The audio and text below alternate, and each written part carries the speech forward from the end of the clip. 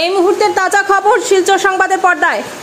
দক্ষিণ ধলাইয়ের ইসলামাবাদ গ্রামে ভারতমালা সড়ক প্রকল্পের নির্মাণ কাজে চরম অনিয়ম। প্রায় 1 কিলোমিটার অংশে 50 থেকে 70 বিঘা জমির শতাধিক মালিক ন্যায্য ক্ষতিপূরণ থেকে বঞ্চিত হয়েছেন। ক্ষতিপূরণ প্রাপকের তালিকায় নাম থাকা সত্ত্বেও রায়ত মহাজন দৈরত্যে জমির মালিকানা নিয়ে বিরোধ আটকে আছে তাদের পাওনা। গতকাল ম্যাজিস্ট্রেট এবং পুলিশ সিআরপিএফ বাহিনী নিয়ে ঠিকাদারি সংস্থা কাজ শুরু করতে গেলে জমির মালিকরা বাধা দেন। ম্যাজিস্ট্রেটের উপস্থিতিতে বৈঠকে জমির মালিকরা স্পষ্ট জানিয়েছেন তারা উন্নয়নের বিরোধী নন, কিন্তু ক্ষতিপূরণ না পেলে তারা কাজ শুরু করতে দেবেন না। দাবি পূরণ না হওয়ায় পরবর্তীতে ক্ষতিপূরণ বঞ্চিত কয়েকজন জমি মালিক এক্সকেভেটর সামনে শুয়ে পড়ে প্রতিবাদ জানান। এটি অত্যন্ত দুঃখজনক যে উন্নয়ন প্রকল্পের নামে সাধারণ মানুষের অধিকার হরণ করা হচ্ছে।